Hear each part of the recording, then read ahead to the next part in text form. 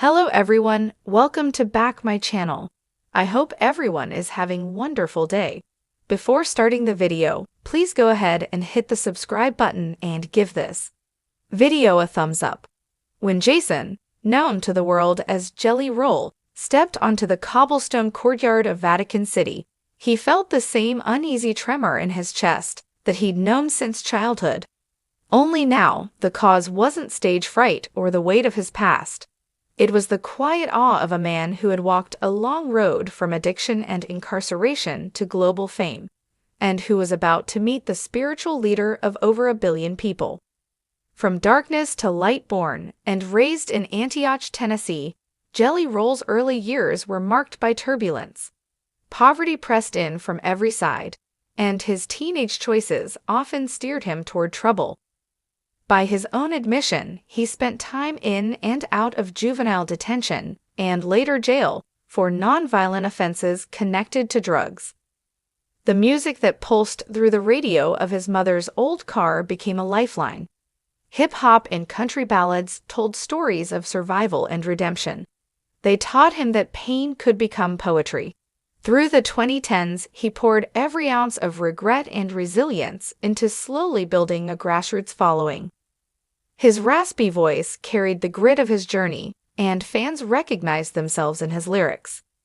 When he began blending country and southern rock into his hip-hop roots, his music became a bridge, uniting people who might never have spoken otherwise. By the early 2020s, Jelly Roll was selling out arenas and collecting awards, but he still described himself as a work in progress. A letter from Rome, the invitation from the Vatican, arrived unexpectedly in the spring of 2025. Pope Leo XIV, newly elected and known for his passion for outreach to the marginalized, had heard of Jelly Roll's prison visits and charity concerts for addiction recovery. Through a series of mutual contacts, the Pope sent a simple message: "Come share your story of hope on holy ground." At first, Jelly Roll thought it was a prank. "I'm just a tattooed country rapper from Nashville," he told his wife, laughing. But the official seal of the Holy See left no room for doubt. After days of quiet reflection, he accepted. "If my testimony can help even one person believe that no life is beyond redemption," he said, "then I have to go." Arrival in Vatican City on a soft September morning, the singer arrived with a small group that included his wife and his longtime producer. Reporters whispered as cameras flashed. Jelly Roll wore a simple black suit, the tattoos on his neck visible above the collar, a living reminder that transformation doesn't mean erasing the past. Swiss guards led him through echoing corridors until they reached the Apostolic Palace. Sunlight streamed through tall windows, casting warm light on centuries-old frescoes. Jelly Roll felt the gravity of history pressing around him, yet he also sensed a surprising peace. It was like standing inside a song, he would later say, face to face with the pontiff. Pope Leo XIV entered quietly, dressed in white, his eyes bright with welcome. He extended his hand, and the two men, one a global spiritual shepherd, the other a reformed street poet, greeted each other like old friends. "I have listened to your music," the Pope said in fluent English. "You sing of wounds and healing. That is the gospel in action." Jelly Roll blinked back emotion. "Your Holiness, I'm not sure I deserve to be here," he admitted. "But I believe grace is bigger than what we deserve." The Pope smiled. "Exactly." They spoke privately for nearly an hour. Jelly Roll shared how music saved him when he felt invisible, how faith, though not bound to any one denomination, carried him through nights of despair. The Pope listened intently, asking about addiction outreach in the United States and the power of art to bring unity. He encouraged the musician to continue visiting prisons and treatment centers, calling that work a cathedral built of compassion. A song in the courtyard after their meeting, the Pope surprised Jelly Roll with an unusual request. "Would you sing one of your songs for the people gathered outside?" Nervous but honored, Jelly Roll stepped into St. Peter's Square where hundreds of pilgrims waited. He chose a ballad of hope, his gravelly voice rising into the Roman air. Though most listeners didn't understand every word, they felt the soul behind it. Tears glistened on more than a few faces. For Jelly Roll, it was a moment of pure connection, proof that music needs no translation.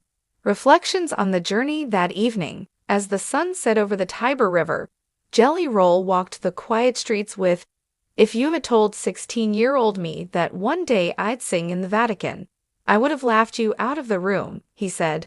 Shaking his head squeezed his hand. "That's the miracle, isn't it?